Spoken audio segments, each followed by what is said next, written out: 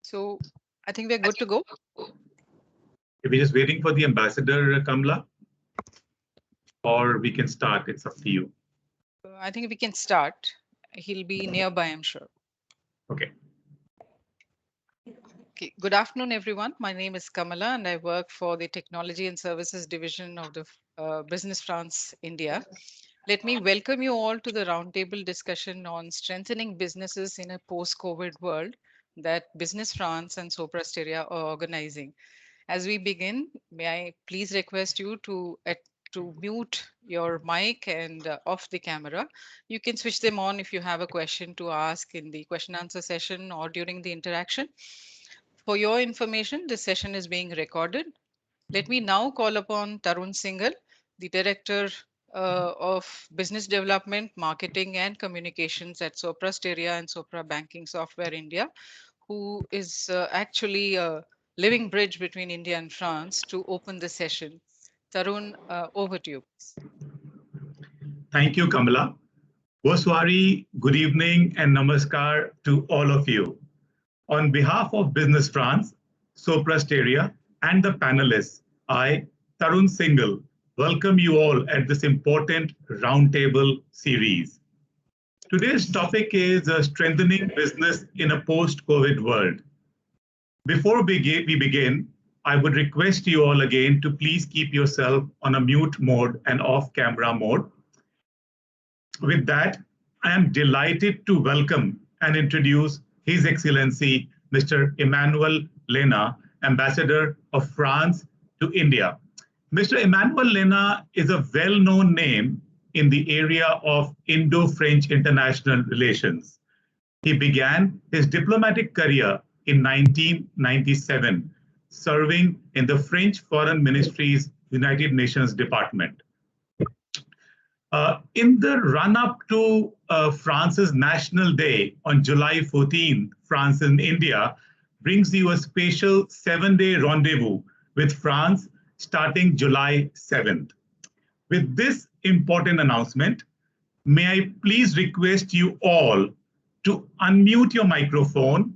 I repeat, please unmute your microphone and switch on your camera, and welcome Ambassador Lena with a big round of digital applause as he delivers and enlightens us with the keynote address.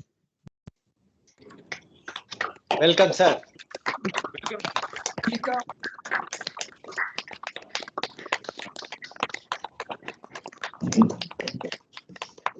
Ambassador Lena, over to you, sir. Thank you. Very kind of you. Thank you, Tarun. And I'm delighted to be with you today. I must say that one of the good things of that period is that we've learned how to meet digitally, and thanks to companies such as Sopra Steria, we can have such a great roundtable or events. And thank you also to Business France to co-host and co-organize. It's very useful for us to sit back a minute and to think about the last few months, what we have all experienced, and hopefully we have right now a more easy period. I hope it's not in between two waves, but nobody knows what's in store for us in terms of third wave. At least let's hope it will be better handled if a third wave is to come, and but with that we'll see. So I'm really delighted that we can take some time and think collectively about what happened, what changed for you, for our business, for our joint efforts. One of the good things during this pandemic has been first the solidarity that all of you have been part into this effort.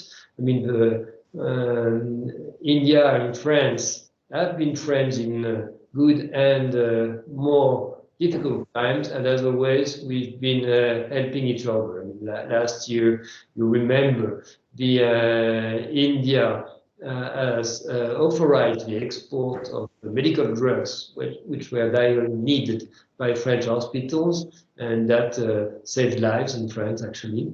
And this year, French people wanted to reciprocate and organized, and thanks to your companies, I mean, more than 50 French companies decided to take part in this operation, organized the shipment of oxygen generators, more than 30 of them, arrived in 3 batches and were delivered to Indian hospitals, making them totally autonomous in terms of oxygen, no need for any supply of liquid oxygen for more than 10 years. So it's also a long-term solution to the need, and we made sure that the logistic of it was really fine, and that the generators were installed in less than a week and could be plugged and start selling live. And I must say that we managed. I mean, it's not the sort of assistance which is kept in a storage. It's been really used.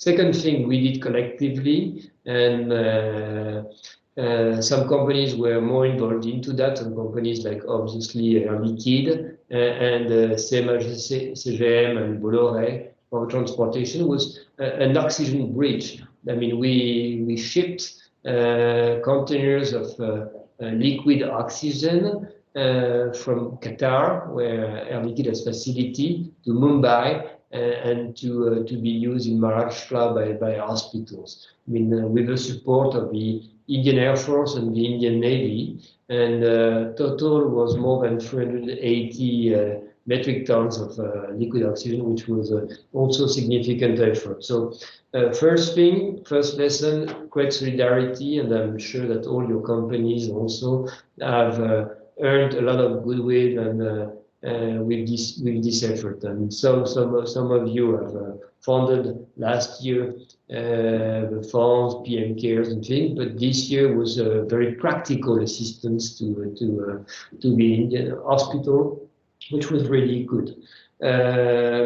Second is resilience. I must say, I'm very proud that the flow of investment and business, in spite of the pandemic, has kept regular. I mean, the investment for sure, we are, as you know, we're a major investor here. More than 350,000 jobs are provided by French companies in India, and they kept on investing during that period. I mean, you had major investment by company like Total or Schneider Electric. Total put more than 2 billion euros on new investment in Adani Energy.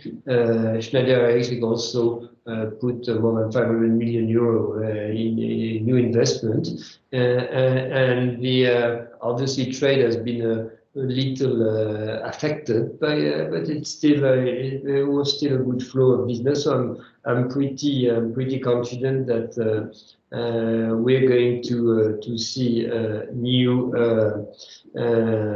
progress in the coming months, coming years. I mean, we especially in the sectors where Soprasteria is active. I mean, the IT sector is really dynamic. We have a very nice French tech in India with more than 500 members, very dynamic, and I must say all our members of French government were able to witness it. French Foreign Minister Jean-Yves Le Drian did in April, have been impressed by the dynamism of this group. But I'm also very optimistic because we I mean, believe in the potential of the Indian economy. Obviously, it's been affected, hurt by COVID, but the long-term prospect, as we see it, are very encouraging. I mean, there are huge drivers for steady growth in India, demographics, urbanization, and there's a lot of appetite for new consumption, and I think we can do very well together, and in a sustainable manner, because there will be more and more in the coming years the need to meet some goals in terms of fight against climate change, protection against the erosion of biodiversity. And I know that many of the companies you lead in India have got very practical and very good solution to make a sustainable city, to finance the solar energy, green economy, and so on and so forth. I know you're all major players, and I think that's another big room for cooperation. I mean, obviously, there are all the other sectors where we've been traditionally strong. Let's say defense, obviously, nuclear and others, where we have a nice prospect, and we keep on working very hard to yield results. No? That being said, I don't want to take the floor too long. I would be very interested to listen to you, but just make sure, be sure that you will get all the support you need from obviously from Business France. Would be as always very supportive to help you for your flow of business. And we are organizing currently a regular flow of political meetings and exchanges in the coming months. I think if COVID gives us a rest, we're going to have a nice year with a big political push to promote your business between France and India. Thank you very much. Thank you so much, His Excellency. You have helped share so many insights on the bilateral relation, mutual assistance during the COVID crisis, your perspective of Indian economy to bounce back, tech sector in India, and some of the French companies' achievements on this market. Thank you so much once again. Our next round of speakers are Mr. Eric Fajol and Mr. Ram Kumar Sekharan, who would help set the context and their expectations from this roundtable series. Mr. Eric Fajol is the Commercial Advisor and Trade Commissioner, French Embassy in India, and Regional Director, India, Sri Lanka, Bangladesh. He has been associated with Business France India since 2017 and has been strategically working towards strengthening the business ties between the two countries, India and France. Mr. Ram Kumar Sekharan is the Chief Delivery Officer at Sopra Steria in India. He has been working with the Sopra Steria Group for over 30 years. Proficient in the global delivery model, he has been involved in delivering large global IT tech programs and projects. During his spare time, Ram enjoys traveling, reading books, and watching football, an avid Manchester United fan. May now request Eric and Ram to please switch on their video in the video camera mode and share your thoughts. Thank you. Merci, Tarun. So should I start first? Yes, Eric. Okay. Good afternoon to everyone. I have a very short presentation just to show you what France is doing after this COVID period and what is the French recovery plan all about. It will give you some ideas and some sectors where France is investing a lot in the coming years and where the cooperation with India and Indian companies can focus according to what the French government is doing in France. So if I can go to the next slide, Kamala. France has a very ambitious recovery plan of 100 billion euro, and this plan is mainly focused on ecological transition. As you can see, it's the biggest part, and it's all about decarbonization of the industry. As the ambassador said about climate change, we have to focus, and France is focusing on changing his industry, changing our economy, and to make it greener. So I think that sectors like energy efficiency, change of manufacturing procedures, and decarbonization of industry are very good topics to work with Indian partners, and for the French industry in India to focus also with some good investors we have from India in France who are also interested by this type of technologies. Then if we want to focus more about innovation, next slide, the French government have dedicated 20 billion euro for new innovations and new technology for 10 priority sectors. And I think it's important to see those sectors as also potential cooperation with India, because we know India is already engaged in that priority as well, such as cloud computing, quantum technology, where French companies are already giving services and offers here in India. Aerospace, of course, this is the most dynamic sectors of France in India.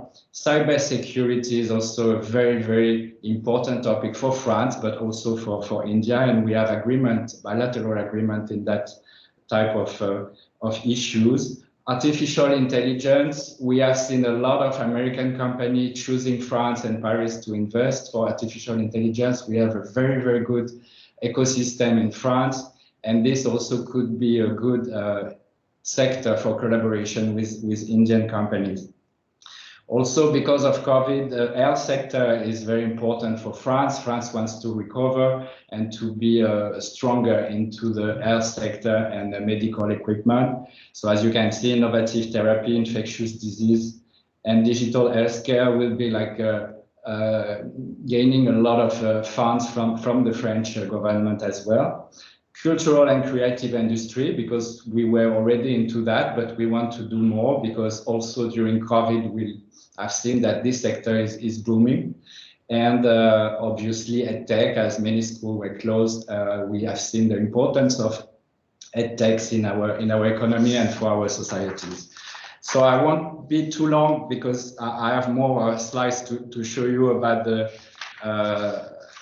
this French recovery plan. But I think that if we can just focus into like the healthcare, the essential inputs for the industry, electronics, agri-business, and telecommunication, these are the main industrial project where France is looking for investment and France is supporting innovation. So I think that in all those sectors, the big companies of France, the big group of CAC 40 are already here. And this also, it's very important to be part of that reindustrialization of France. We know that we won't get back everything we have set up in China, for example, in terms of industry.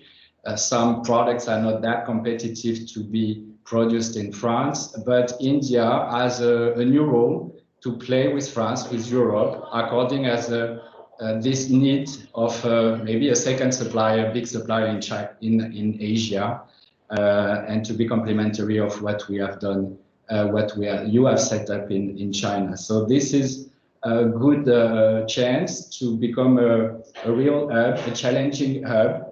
And I know some French companies have already that type of strategy to invest more here than they are doing in the neighboring countries. So I think that I won't be developing more because I don't have much time, as I understood. But these are the main sector we want to focus. And I think that France, with you as company, as French subsidiaries, but also with the French Institute of India, who is playing a major role in education. And I know that all of you need also to have this kind of support from our system, our embassy as well, and consulate for training engineers, training technicians to be more competitive in that new challenges for France, for India, and for our collaboration. C'est pas revenu Internet. Tarun? Thank you, Eric. So, good evening, all, and a very warm welcome on behalf of the Soprasteria family, to this flagship roundtable series in the August company of French Ambassador and also other dignitaries and panelists from leading French and Indian companies and from various industries. So good evening all once again. So we Soprasteria are very glad to be hosting this event along with Business France. So as a leading European company in consulting and digital services, what we as an organization do is work with customers in various industries in realizing their digital transformation journeys in order to obtain basically tangible and of course sustainable benefits. So in that context, the topic today is of a lot of interest to us and also other technology companies like us in order to understand how industries will adapt in a post-COVID world.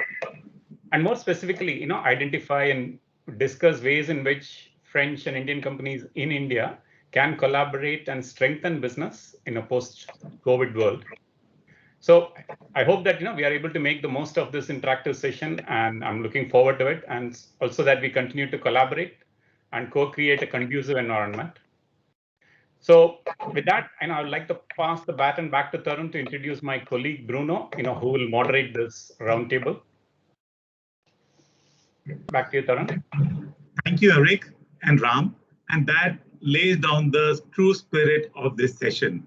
And for us to gather insights on the French recovery plan, the key sectors where the French government is focusing after COVID pandemic. Also some good examples of sectors where India and France can collaborate in the tech and industry. Now, without further ado, let me welcome Mr. Bruno Duret, France Offshore Director for Soprasteria, India. He would introduce the panelists and be your moderator for the rest of the session. Over to you, Bruno. Thank you. Thank you very much, Tarun, and thank you very much, the other person, for the introduction.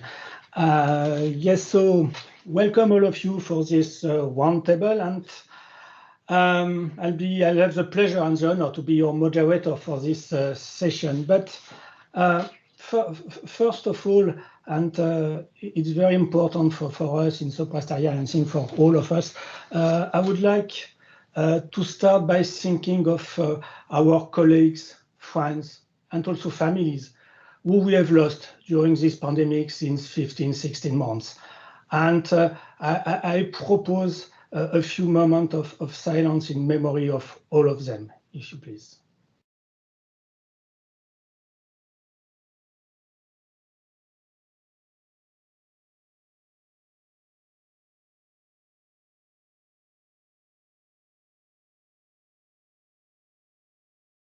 Thank you. Thank you so much for all of them. So now to go to this roundtable, what are the objectives of this roundtable? The objective is not to go and to see the past. The objective is really to see how we have dealt with with this crisis and to anticipate the future and to see what this pandemic has changed in our way of working, in our relations, and in our situation and activity. So for this roundtable, I have the great pleasure to moderate with 6 companies, as you see in the logos on our backdrops. And I'm very, very glad to welcome first Mr. Aymar de Liedekerk Beaufort, who is the CEO of BNP Paribas India. Welcome, Mr. Aymar. Also, Dr. Arun Johra, who is Managing Director of Michelin India. Also, welcome, Dr. Johra. Thank you, Bruno. Mr. Bala Mahadevan, CEO of Orange Business Services India. Mr. Eisenhower, Managing Director of Saint-Gobain Glass Solution and Strategic Projects in Saint-Gobain, India. Welcome. Mr. Sunil Shah, Global Head of Societe Generale Global Solution Center in India. Mr. Shah. Thank you, Bruno. Welcome. And last but not the least, Mr. Surendarajan, Managing Director of Renault RNTBCI, so Renault Nissan Technology and Business Center in India. Thank you. Mr. Hello. So welcome to all, and I propose to go straight to my first question. And my first question will be on how could you see the impact of the COVID crisis on your business and your relation also with your French partners? How do you analyze that from HR perspective or team or business or which vision you want? And to start, maybe Mr. Remar, if you want to start. Yes, I am very happy to start. Good afternoon, everybody. Happy to be here with you today. I think COVID crisis has triggered different stages at the beginning. We had an immediate reaction when things started with a very strong lockdown, and then when it was very clear it would last a long time, we started to think are we going to be resilient? And I would say now, 1.5 years later, we are going to fundamentally change our business model, because it's not going to be the same. There is a pre-COVID and a post-COVID. Alors, I have to admit that in the banking sector, compared to some of my colleagues around the table, the bank was considered as an essential service, and we have never been closed. Have always been open, and somewhere, it was easier for us to adapt to this new environment. But it's true, it was very different everywhere in the world.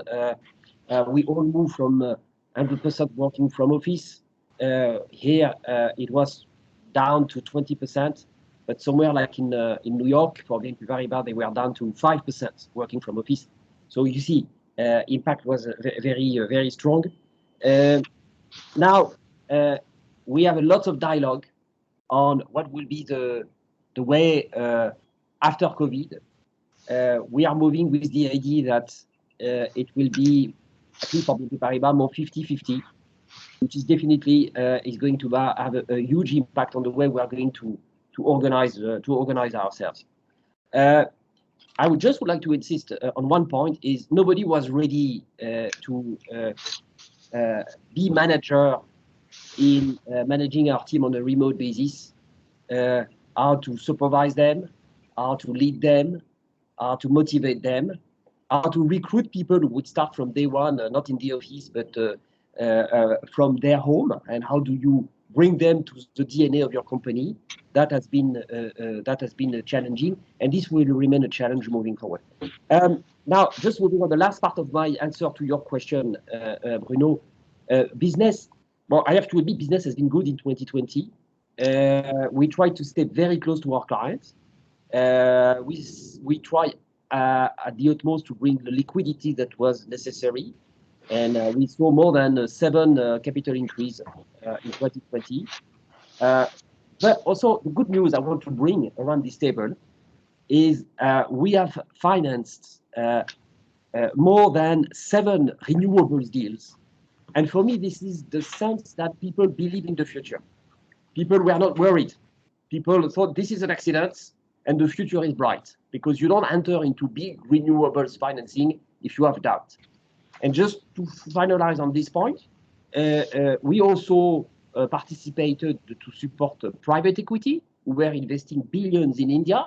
And again, private equity are very shrewd investors, and they don't invest in a country if they don't have a really good vision of the future of this country. And last but not least, BNP Paribas has injected 100 million euro equity in 2020 in BNP Paribas India.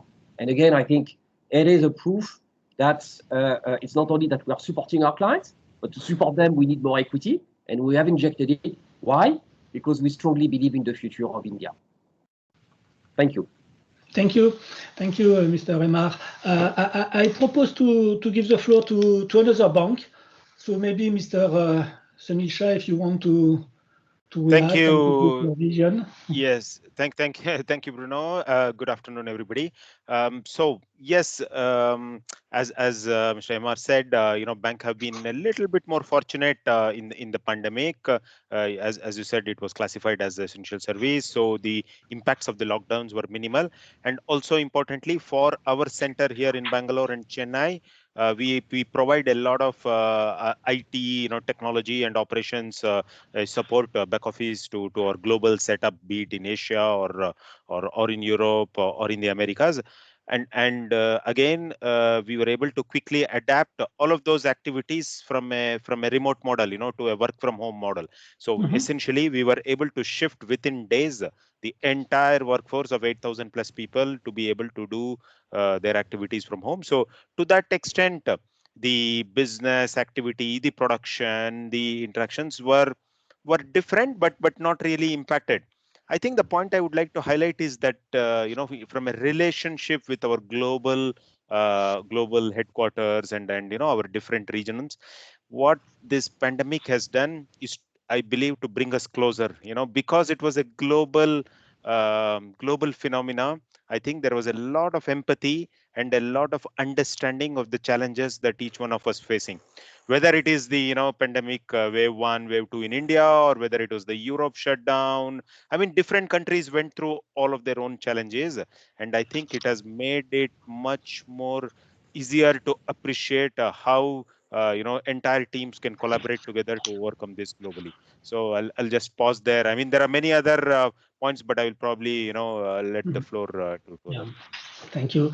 Thank you, Sunil. And maybe we can go to more, I would say, more industrial companies, and maybe Dr. Jora for Michelin. What's your vision of this? Thank you, Bruno. First of all, thank you, Business France and Sopra Steria for inviting Michelin to this forum here. We really appreciate being a part of this. So talking about the overall impact, I would say it has impacted the economy. It has impacted the relationships in a good way and also in a not so good way. As was mentioned by Monsieur Emmanuel, the solidarity aspects have grown quite a bit. I mean, everyone is willing to help and pitch in to co-construct. I think co-construction is something that everybody's sort of gone into for newer avenues, new age technologies, investments, or talk about digitalization. These are the things that we see are really growing very well. However, having said that, the supply chain, of course, had been affected. I mean, there was an impact on raw materials. When the pandemic started, it still continues. An example is again, it's not directly related to the tire industry, but it's related to the mobility industry. You talk about chips, the integrated chips. Globally, there's a shortage. We use connected tires, so we use chips in that as well. Okay, but how will that impact mobility? For us as tire manufacturers, what we are seeing is that is affecting the OEMs, which means the OEMs are not able to introduce newer models, newer vehicles. But on the contrary, the replacement tire market, the replacement trucks that people are using it for longer time. So that sort of business is sort of swayed towards the other side. The other interesting thing that we've noticed as Michelin and between France and India, or even between India and other sites that we work with, is the global sanitary conditions and the COVID-19 effects are very different. So solutions cannot be standardized between 2 or 3 locations.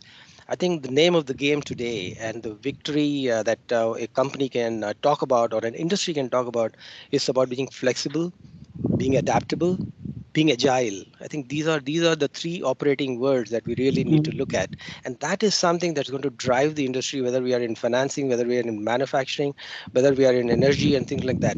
There are a lot of innovative ways that the companies have invented, they've reinvented in terms of people, in terms of digitalization, in terms of relationships, in terms of well-being. Health initially that an employee looked at was health insurance, medical insurance. But now health and hygiene is one of the top things an employee and his or her family have in their mind. How is my office going to be? What sort of follow-up systems we have? What sort of mental well-being of aspects that we can cover for an employee? Because everybody is working from home. There are a lot of our employees, and when I say our, not just Michelin alone, but globally, that are working from home in apartments, in shared accommodations. How can their mental well-being be at a high so that he or she can be engaged in the organization, he or she can be productive in an organization, and that is going to affect the general morale of the populace. So I will stop here, and we will, as we go through this, Bruno, we'll talk more about this. I'll also talk about the EU Council Business Roundtable as well. So back to you. Thank you.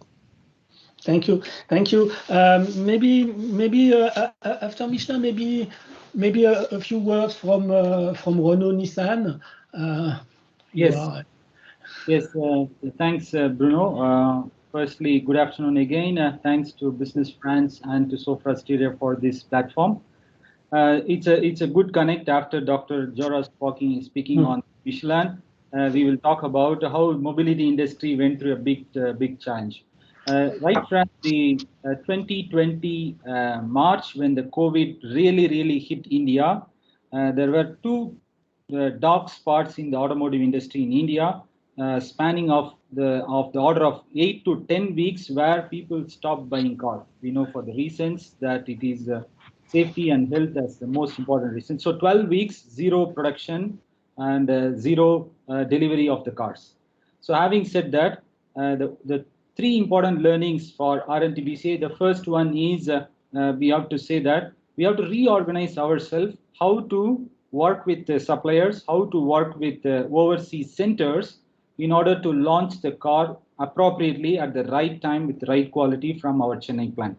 So we launched last year Renault Kiger, which is one of a big hit, and this was launched in the COVID time. This is something the team has found innovative ways of how to digitally manage this project, even though for the car you need a touch and feel. So we went into every launch in a digital way, but more than launch, preparing the car and testing the car in digital ways. This is the first.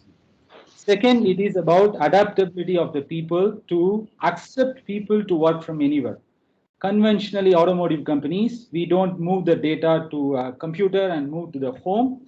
But this pandemic has taught us how do you build more and more trust on employee, how you should move the systems to the employees' hands and their data so that they are using the data at the right reason for the company and not we see the other way.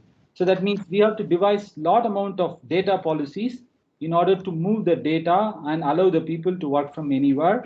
And if we had not been agile or adaptive, we would have said that, okay, let's delay the launch by 1 year or 2 years. So that's not what we did. That's the second one. Third is about people practices. We, in those tough times of COVID, what we did is first, people first, then business second. This is the sort of streamlining messages we were saying, that people first, health first, and your mental well-being and physical well-being are first, then business will flow later.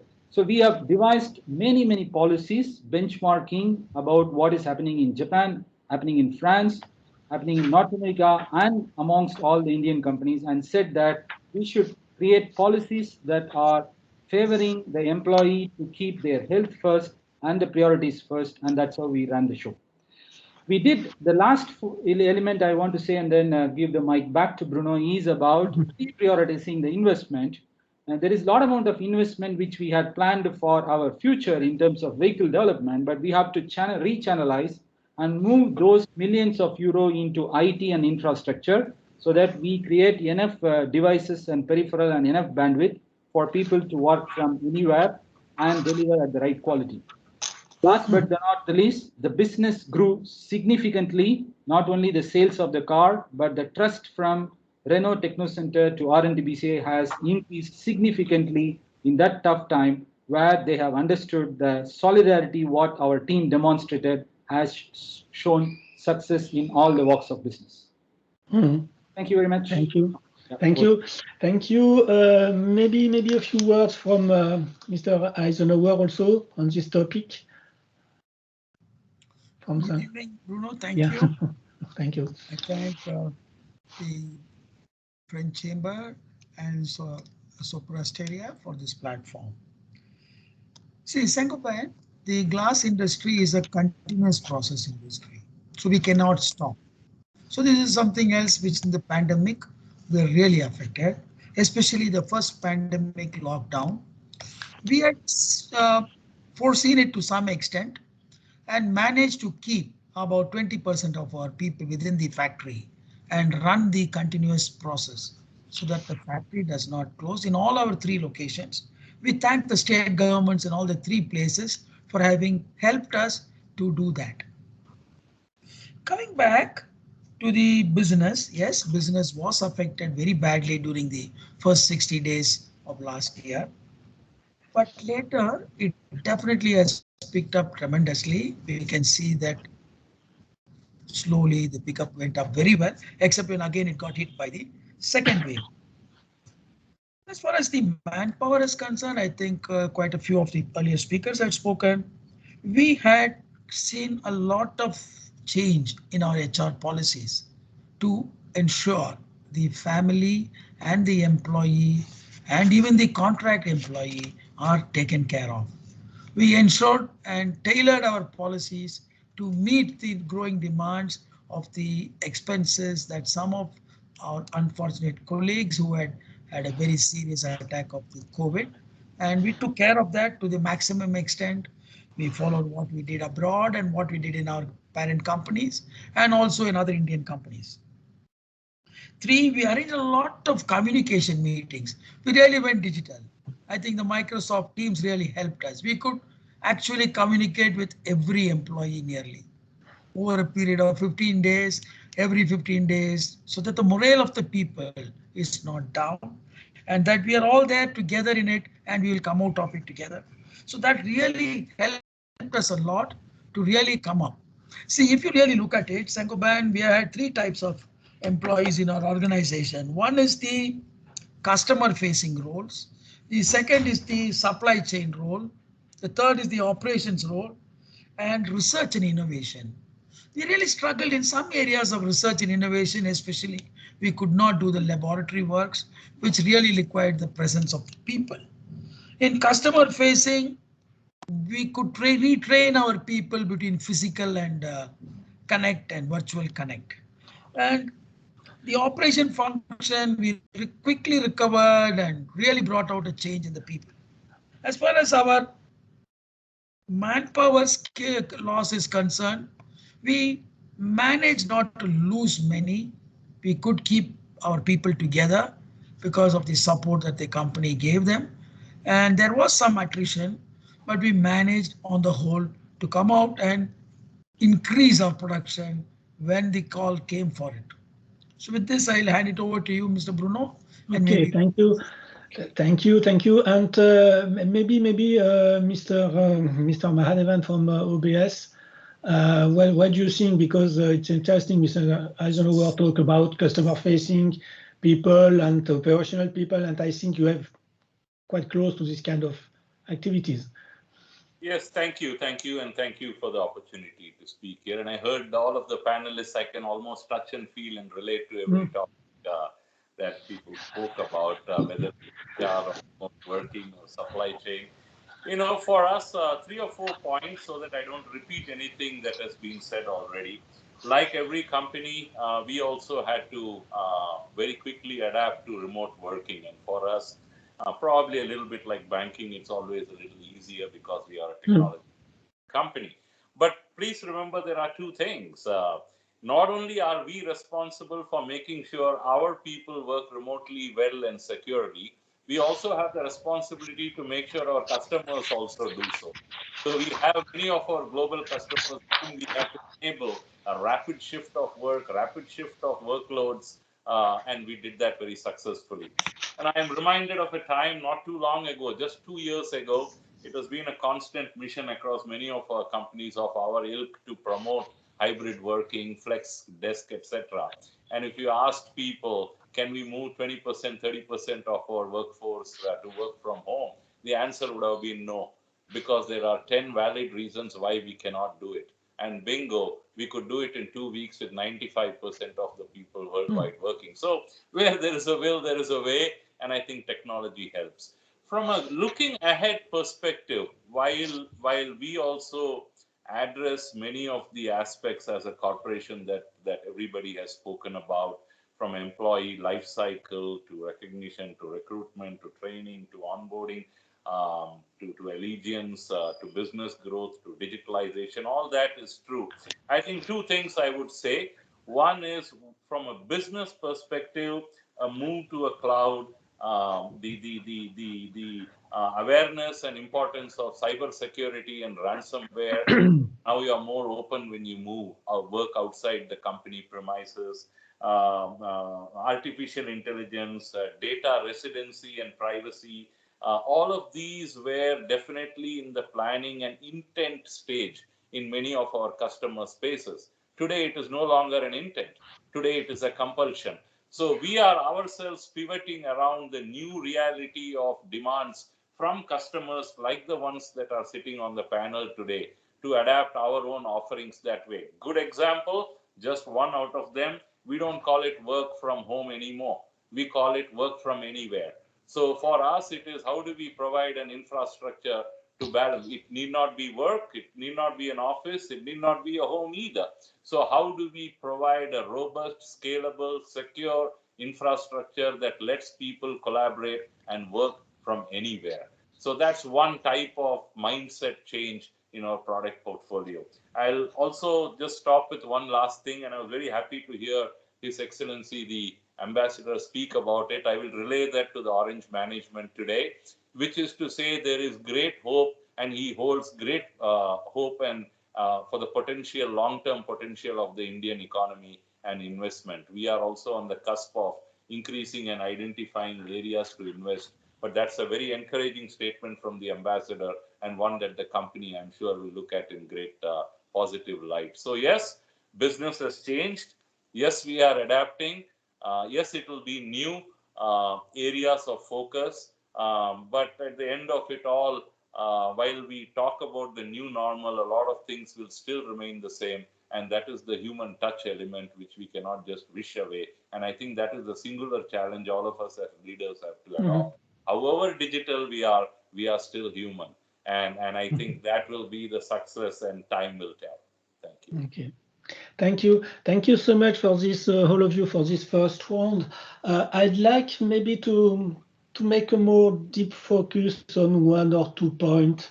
And for example, I'd like to have your some vision about what is the impact on, do you see an impact on attrition or recruitment market? And do you think that regarding our CSR responsibility, it has changed and it will change our strategy or our actions on that part? And maybe to start, maybe by our industrial, I would say. So, Mr. Eisenhower from Saint-Gobain on this, do you see some impact on attrition, recruitment, CSR issues? See, as I told you earlier, we do think there is an attrition, especially with the migrant labor who are also a part of our workforce. So that is where we were affected. Though we had taken care of them during the total lockdown by arranging food for them from our canteen so that they did not have much starvation or any issues during that time. So we really took care of that, and to that extent we could manage the attrition to a large extent. But as Ambassador pointed out, the business is growing in India for us. So actually Saint-Gobain is planning an investment of nearly 3,000 crores in the coming next 3 to 5 years. So we are in the process of investing a lot of money, both in the glass, in the gypsum, and in the other parts of our businesses in India. So we are finding it is going to be tough in the coming year for recruitment, and we have to be really the front runner to ensure we get talented recruitment done. And to manage this attrition, as I told you, we did a lot of policy changes in our HR for managing this COVID, which gave a lot of trust building between us and the employees, that even in this situation we will take care. Even now in the vaccination program, we have done it. And thanks to the ambassador, we were able to import 2 oxygen generator sets and give it to the hospitals in Chennai and one in Rajasthan, where we hold a lot of operations, other than moving more sets, oxygen generators in various other hospitals in the other cities where we operate. So this has really helped us on this attrition and ensuring the talent is retained and also attracting new talent. Okay, thank you. And your question. Yeah, thank you. Yes, yes, thank you. And Dr. Jova, regarding these topics, or maybe regarding CSR also. Absolutely, Bruno. I think from a Michelin perspective, I think in terms of attrition, certain métiers are really difficult to sort of hire, and reason for that is because of the digitalization and the nature of the business. So we sort of call them the hot skills. So that is an area where we see a lot of attrition, a lot of no shows, and that's also the reality of the industry. Now, the other challenge, which is about change management, is to balance the expectations between, for example, if the plant employees in Chennai or a services center in Pune or different entities. You're looking at a workforce which is completely white collared, who's working on digital services, who's working on R&D, who's working on IT services, and then there is the set of employees who are working in the plant on the floor. I mean, how are we able to do that? So during the pandemic, what we made sure was our employees that work on the floor in the plant, we do not touch any of their aspects, compensation, give them vaccination. In fact, across the board, we have vaccinated our employees plus their dependents. And also into the community, you talked about CSR, Bruno. It's an excellent point. Yeah, as an employee, we focus on our employees, but what are we doing in the community? As Michelin, we have actually been a part of this oxygen generator importing by the French government. We've been a part at the table. We have actually personally, as Michelin, donated to a few hospitals in Chennai, which are close to our plant. Then if you come to Pune, we've done similar things. We've actually gotten about 15 oxygen concentrators, which we have actually put in our sites and also donated to a couple of them. I think one important aspect that I will touch upon before I give it back to you is about a program that we launched. We call it Lives. Okay, so Lives is Lives. So we have 5 streams in this. Each stream means something for the employees. Each stream means something for the community, for the support system, and for Michelin as a company. And again, it's very, very employee centric, community centric, and make sure that the mental peace of mind of the employee, mental peace of the families is actually taken care of. And this has been, for us, it's been a super hit program that we've launched, and it's a benchmark in the industry across Michelin as well. And of course, the other things like virtual onboarding, etc., like was mentioned, we've done a lot of those.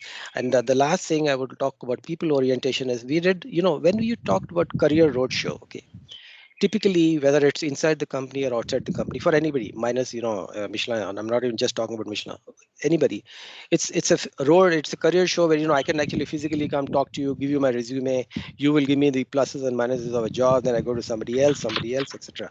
We did a career roadshow, a virtual show across the Africa, India, Middle East region, which is a very large region. We had close to 10,000 employees from more than 50 locations participate in this career roadshow.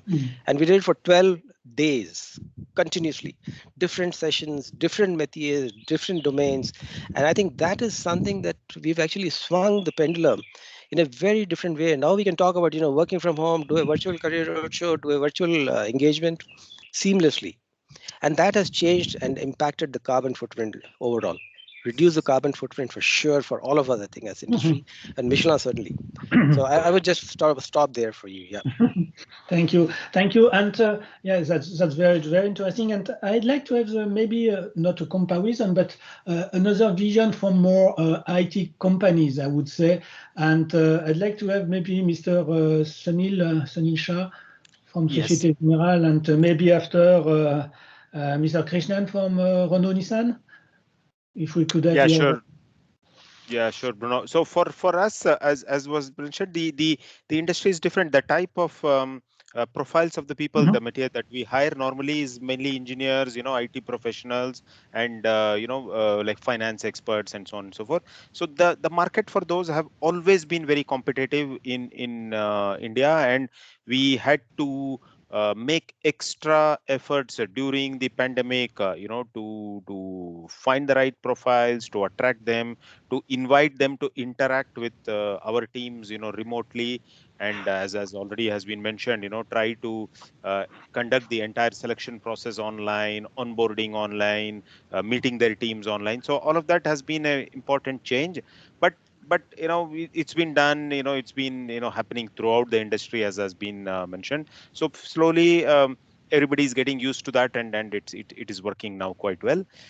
The what we see in terms of the pattern of attrition is also a bit different. Last year during the pandemic, there was a lot of fear factor, and people were very reluctant to move, change companies in the middle of this scenario. They were looking for stability and solidity, so it was difficult to attract. But we see that after almost now 15-18 months of the pandemic, people have slowly begin to adapt, and we see now a big wave of changes happening. The labor market has suddenly become volatile. Companies have started to hire, so we see a very volatile attrition going up and down within the market. So that's probably the dynamics of the labor pool that we are working with. On your point of CSR, fully agree with you. We had to pivot. Our earlier CSRs were much more targeted towards specifically focusing on education, local sustainability efforts. In the pandemic, we had to do a very quick pivot and divert, I would say, a significant part of our CSR funds, energy, our team's contribution towards much more of the COVID relief efforts, be it in helping sort of the migrant community with a lot of their challenges, helping with healthcare equipment for hospitals, and so on and so forth. So we did a pivot in our CSR to meet the demand of our employees and the current context, if I may. Okay, thank you. And Mr. Krishnan, maybe for yes, Bruno. Thanks, Bruno, and thanks, Sunil. Maybe I will start first with the CSR, and then I will go to attrition. On CSR, definitely we have to do a massive adaptation and adjustment to the society needs, because it's just what we do for the society. So what we have done is there are two poles of activity. One, those which we can incubate innovation and do reflection to the society. So what we did is those incubation of innovation, we moved into healthcare, where we started funding on the smart healthcare system, saying that you want to have a smart wearables or smart robo that will be deployed at a dispensary, where the robo will go and deliver the medicine to somebody and come back. So we moved all the innovators to think on smart methods of reflecting back to the society. That is one. Number two, the conventional method, what we do on lake desilting, trees and stuff like that, we have to slow down and move more into healthcare again. And the healthcare may be related to, for example, we gave the fumigators to the Chennai corporation. We created a lot of oxygen generators that are needed. We funded for the oxygen generator and so on. And we also started creating COVID care special beds and dispensaries at different parts of the world. So this is the way that we have approached the CSR, where you also infuse innovation and make an innovative solution for the society, and also move everything that is needed for healthcare. So that's about the CSR. Now I come to the attrition, and I think I want to draw a parallel on this semiconductor issue. If you all know, who are all trying to understand about automotive industry, it's globally the digitalization world has taken over the automotive industry, and the chips started moving from an auto to non-auto industry. I think this is a similar pattern that is happening in auto, where in our company, especially those who have digital and niche skills, so we call, this areas of business is growing significantly to more than what we expected. So that means the demand is getting higher and higher, and the supply started reducing because we seldom travel. So you don't put a lot of people in the plane to go and learn the new practices from either in France or in Germany. So you have limited set of people who has the skill. So you need to borrow them from one company to others in order to manage. So the attrition lifted primarily because of that. So all the niche and digital skills we are bleeding, and that's the reality. And now how are we balancing is we have certain black metal skills or conventional skills which is not rapidly increasing. So we started creating, as Mr. Jora said about campaign to tell about how you can shift the career towards these type of activities, right? So we started this mobility process, which allow people to apply from a process engineering, stamping engineering to something related to digital, so on. Yeah. So that's one activity we did. Second, we also started looking into the edtech companies and see that when you onboard somebody with certain skill, to backfill, probably you need to have some partnership with the edtech companies to see that how do we need to add those skills so that they can come ready. So these are the couple of actions we are doing to mitigate the reality of attrition, what we are facing with the limited number of people, but more jobs in IT. Yeah? Thank you. Okay, thank you. I see we are very we could be late for comparison with the first planning, but I think maybe as the last question before having some remarks and reaction from the audience, in 2 or 3 words, how could you characterize the new attractiveness of India in a post-COVID world? The digital, the innovation. How could you describe what is for you the new attractiveness, the new vision of attractiveness of India for a French market or French business? And maybe Mr. Emar, if you... With pleasure. Listen, I believe that the supply chain, the way I understand it as a banker, was always on the map in India as something that India would like to invest more. But I have the impression that COVID has accelerated the political agenda on it. Because obviously, when borders started to close, and it was extremely difficult to do sourcing of some very important ingredients, suddenly countries like India realized that they were dependent on other countries, and that is potentially deemed as not acceptable. So I would say that now there is, or it seems as a foreigner living in India for nearly 2 years, that there is a strong willingness of India to develop a full supply chain in the country. And I can see it happening as a banker of many top champions here, that it is really transforming it as a reality. And I think this is just confirming that there is a huge potential for whom would like to participate to the supply chain of the various sectors. Thank you. And Mr. Mahadevan from OBS, new vision of attractiveness in a few words, please. Absolutely. I think one is digitization and associated innovation. I think the playing field is very open. It is, we used to call them, all these solutions, innovative solutions, as disruptors. I don't think we will call them disruptors anymore. I think disruptors will be the norm. So it's a very open playing field in terms of IP development, in terms of localization of products, because one solution doesn't fit all. I think it is, to the previous speaker's point, I think it is cross-industry. I think I see the investment boom coming. I am very optimistic that we are entering a new growth phase. And I think every indicator that you have, whether it's as a banker, as a service provider, as a stock market analyst, as an observer of different industries, you see all the signs of growth ahead. And I think digitalization is only going to accelerate it. And we are seeing that today. Conversations we have with our customers today are very different from what we had a year and a half ago. I think there are no more mega large projects. There are a lot of small projects, and agility is the name of the game. So new open field, may the best person win.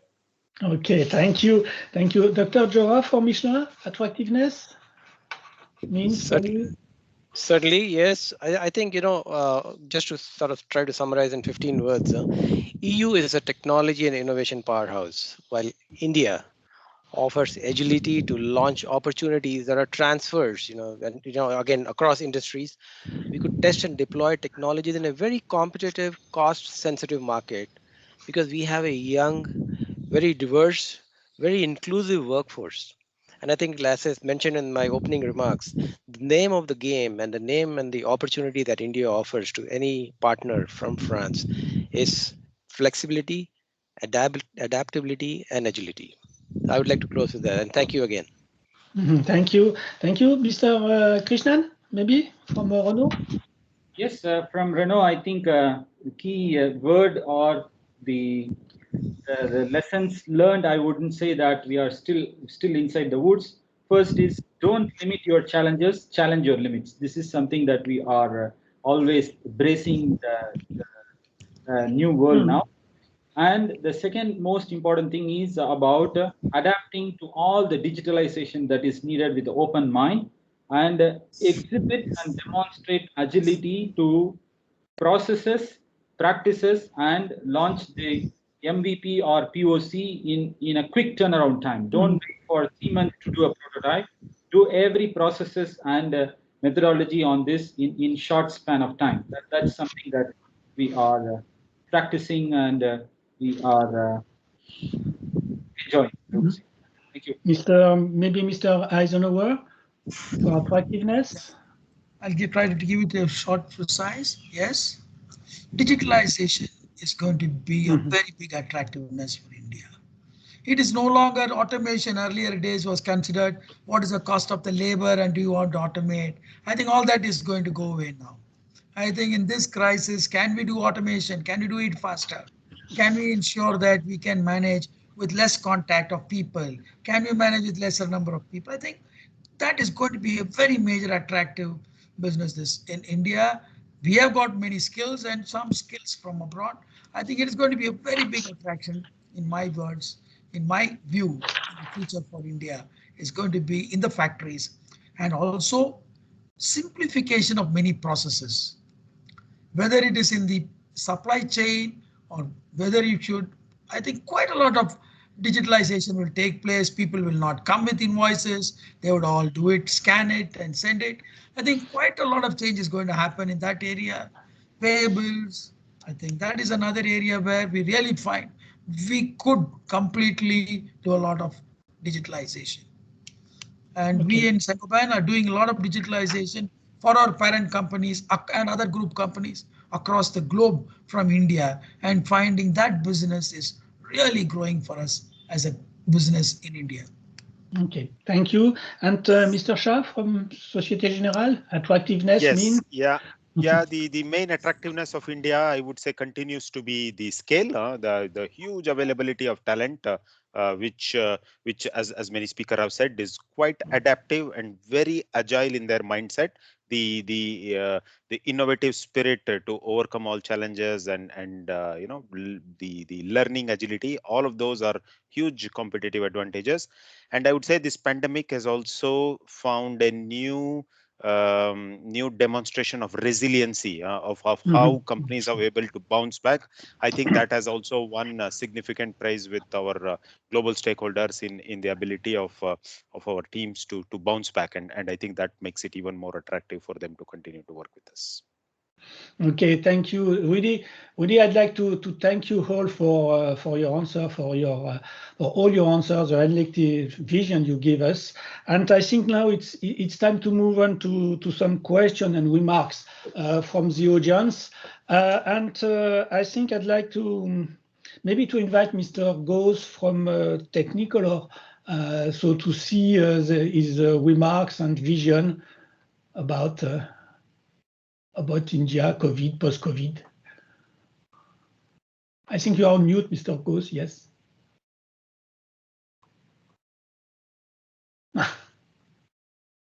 You will have to unmute it on both the sides, on the software and the device with Teams.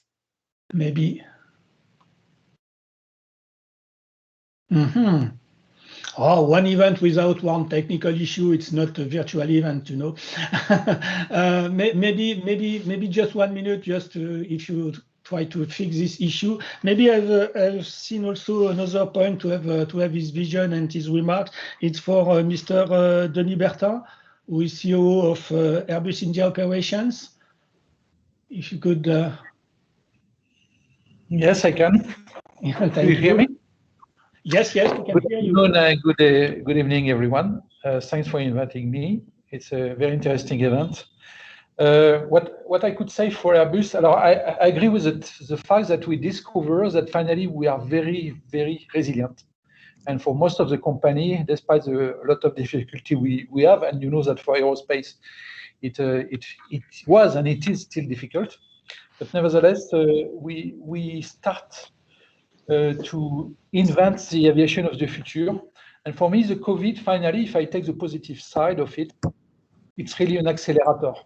Because we talk since long about the powering aircraft with biofuel or with hydrogen, and it allows us really to accelerate that. And we have defined a plan which is very interesting for that. Coming back to India, it's I must say that thanks to the links that we have between engineering here or engineering in Europe, we have not suffered too much about the reduction of the activity, because India, as you all said, or most of you say, that it's a good place to find talent. Yes, we have problem with attrition, but finally it works well, and we are very well appreciated in Europe and in France, in Toulouse, or even in Germany and so on. So yes, it was not so bad at the end this time, and more than that, it allows us finally to accelerate some project or ideas that we have. Voilà. So that is the positive side of the things. But I was really enjoying all your comments, because we have done a lot of things also. Most of them are similar to what you mentioned, in order to protect our teams, the family, to support them, doing very concrete things. When it was very difficult some months ago, we decided really to push different support and things in order to allow the family or the affected people to be in the best environment possible. And that was really interesting. Voilà, I hope I had provided some comments which were of interest, I would say. Thank you, Mr. Bertin. I'll try again to Mr. Goes. Is it okay now? Am I audible now? Yeah, you are audible now. Yes, great. Let's go to the entertainment industry now, please. Thank you very much. I belong to the creative and cultural industries, and was very happy to see in the presentation that this is one of the areas that are being looked at as we come back in a post-COVID world between France and India. So I run a company that's a French company here that is both in a connected home, where we have 200 engineers in Chennai, but we have 5,000 employees in Bangalore creating animation and visual effects, and we won almost all of the big awards in the world, from the Oscars to the BAFTA and the Cannes Gold. The Cannes Film Festival starts today, so it's a good day for us to have this conversation. I think France and India both have passionate creators, passionate audience, and people who look at entertainment, especially in the COVID times, as food for the soul. What I'm suggesting that we do at another event is to probably create a connect between France and India. We have a audiovisual co-production treaty that needs to be dusted off the shelves and made ready for the digital world, and I think that's one of the low-hanging fruit for us to proceed further with. And I think it would be a great opportunity for us to encourage conversations using this forum, Business France, and also to get the Ministry of Culture in France and the Ministry of Information and Broadcasting here to perhaps look at that again, and I think it has a tremendous opportunity right now. As most of you might know or not, that while the industry in India, very, very well known for film and television, most of you know that, the film industry as of this year is smaller than the industry for online games. And this is going to be much, much smaller within the next 1 and 2 years, probably double the size of the conventional industry. That's where I think it's really important to know that from being 15% of the total revenue in the pandemic year last year, this industry that we are part of, which is animation, visual effects, games, etc., grew by about 23% in revenues, right, over the previous year, while the industry actually went down in the same period, quite substantially, about 15 to 17%. So I'm just giving a perspective of where the trends are headed, and I think just to talk about two things there. One, a lot of people have spoken about how cloud and virtualization can make things happen, and the growth of this industry for Technicolor, a French company in India, has helped them to scale in many other parts of the world. So this is really talking to the automotive friends on the call. We are like the engine under the hood of production for the French company, really. And I think finally what I'd like to say, because we touched on CSR, is that we launched a fantastic scheme with Oxfam, and we raised from our employees worldwide 70,000 euros in 2 weeks, and Technicolor matched that with its own funding, and that money is gone on the ground to help a lot of relief. And secondly, we did a TV program with Child Fund about 2 weeks ago, in which we put in some of the anchor money, and we've been able to raise. I think they've raised about €1.5 million euros so far, and that's what we are kind of doing constantly with our CSR. Perhaps all the French companies in India could get together and create a project together, giving 1% of all of their CSR money. It will bring all of us to come together and do something very exciting as a group, and maybe we can talk about that another time. And finally, I would just like to say that I think what we are seeing is that the soft power and the cultural power of this industry has been recognized by the government of India. There are now 7 champion sectors that the Ministry of Commerce and Industry has identified as industries that can catapult and grow 2 or 3 times, and the audiovisual sector is one of them. So I think we have the low-hanging fruit on both the French side and the Indian side to do something quite substantial. And I just want for all of our colleagues here on the call to come in with thoughts and suggestions of how the services sector in this field might grow further. So thank you very much for the opportunity of sharing these views. Thank you, Mr. Goes. As a gamer, I was very interested by your remark on gaming industry. Thank you, but it's another story. Okay, so thank you, really, very, very big thank you to all of you, gentlemen, for your participation, for your remarks and answer to the questions. I think now it's time to go to the closing remarks, and I will give the floor I just to wanted Ram. to add just a few comments here. We have some questions also from the participants. So there is Prem Thakur, who would like to know more about French entities that are getting into the health and agriculture sector. Is it more on the R&D side? Where do you see the opportunities happening in the health and agriculture side? Who could answer? Who want to take? I can just give you an example. I think many speakers mentioned before, digitalization is a very cross-industry initiative.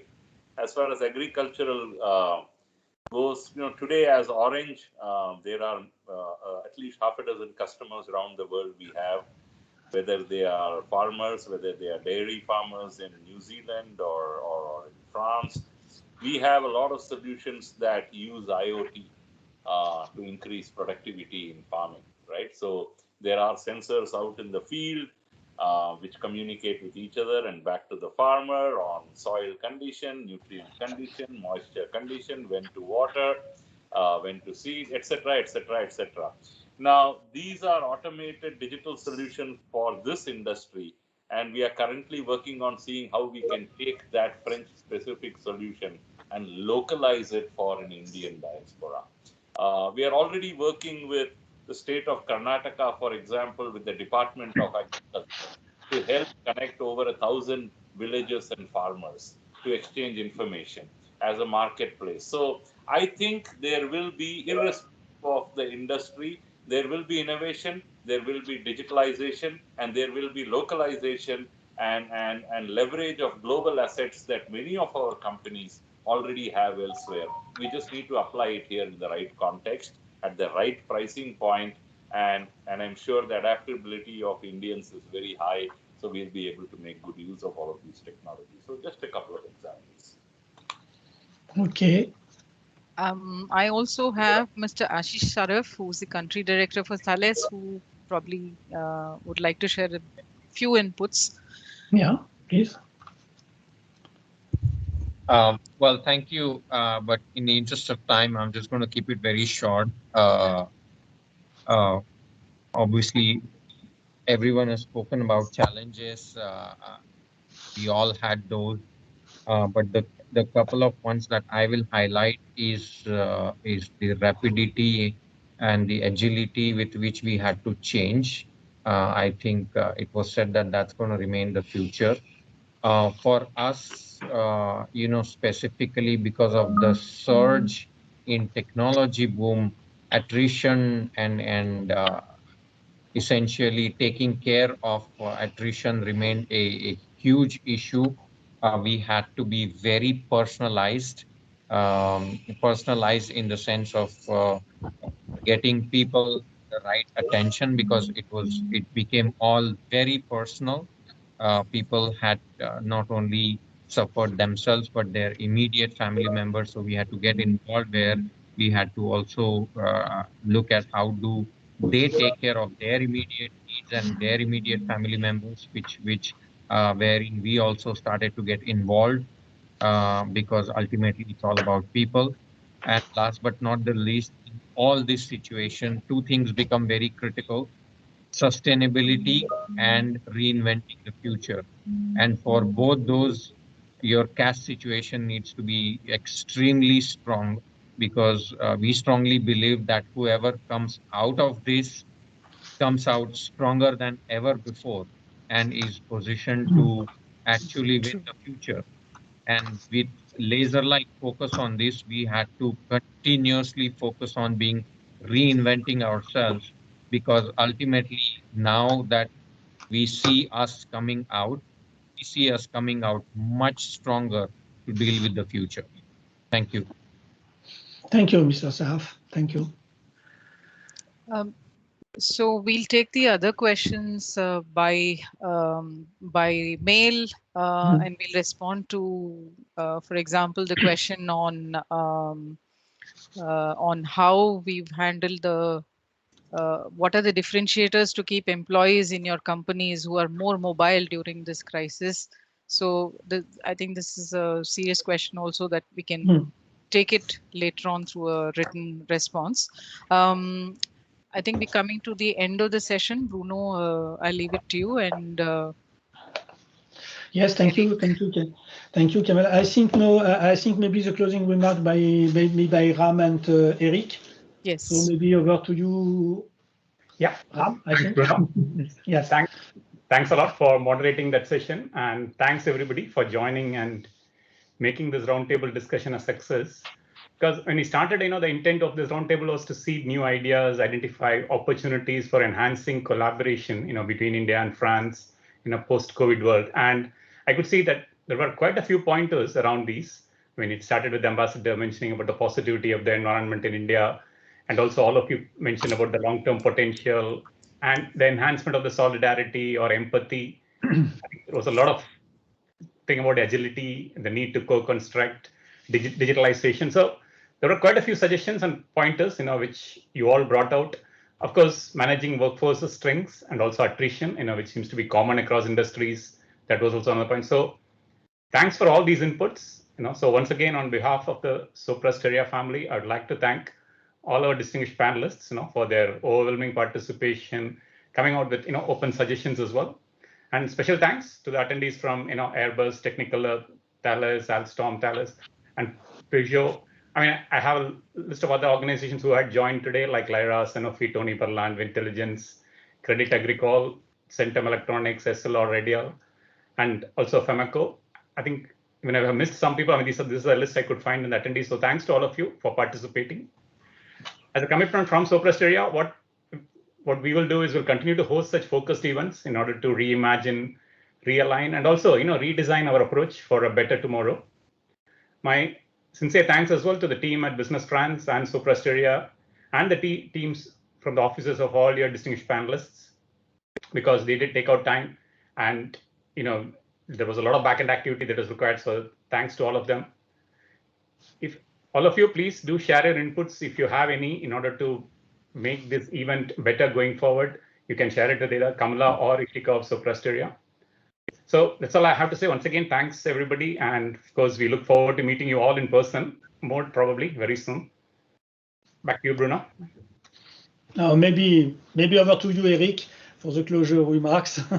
Thank you, Bruno. Thank you, Ram and Tarun and all the Sopra Steria team. It was a real pleasure to listen to all of you, especially the head of French business in India, with this positive feedback of what you have done during the second wave, what you have learned after that wave, is totally different from what we heard from the press and what the French press has covered about India during that period. So it's important also for you to make this information available, and that's what we are doing as Business France in France to your head office, to tell that what is written in the newspaper is not exactly what is happening here. And I think French companies were very resilient, maybe much more resilient this year than last year.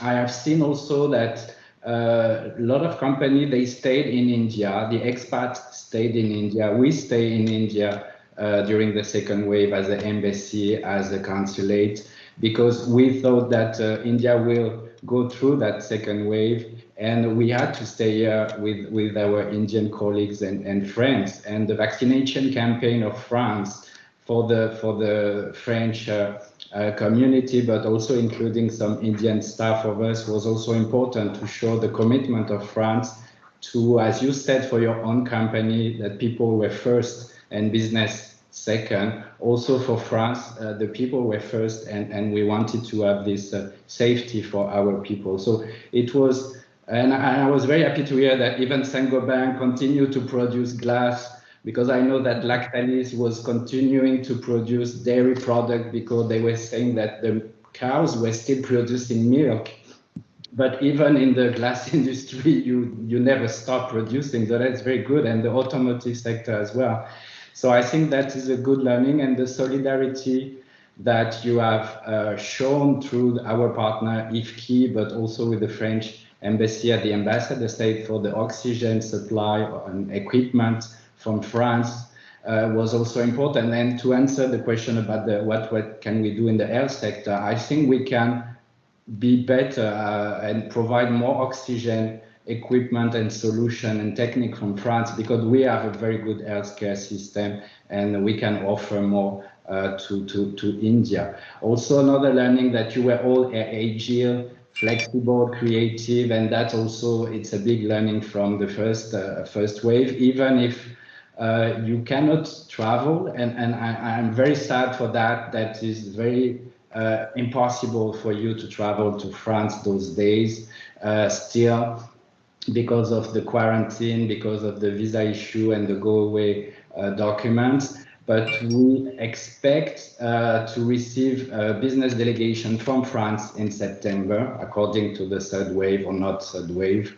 And I hope that some ministers, we have the Minister of Industry, she will come. She's due to come in October in Hyderabad and Delhi for French Fab India, that we will co-organize with IFKI.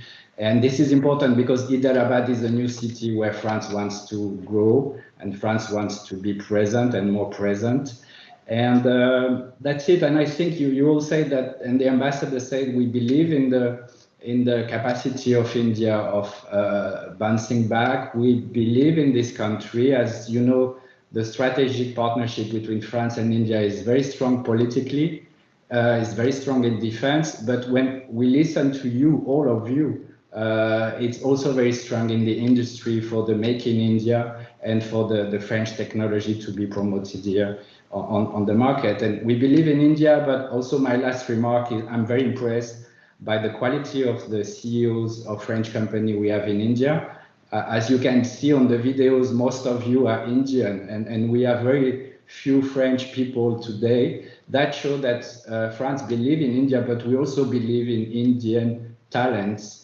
And I've seen that even in France, sometimes they want also to have those talents coming from India to work in the head office. So that is very important, and we are very confident about what will happen in the next months between France and India. And we hope to see you physically in Hyderabad and beginning of October. And in France, we'll have a big event end of October at the French Senate to promote India also towards France. I think India needs more promotion in France. We are working very strongly with the Indian ambassador in Paris to promote and to create a club, and with IFKI to be more present in France also to promote what is the real India today towards the French business community. So thank you once again, Sopra. And Business France, our team in Delhi, Chennai, Bangalore, and Mumbai are very open and very, supportive of anything you might need from us or from IFKI. Thank you. Thank you. Thank you. Thank you all, and have a good evening in India. Bye-bye. Thank you. Bye. Bye. Thank you very much. Thank you. Bye-bye. Thanks a lot. Thank you. Bye-bye.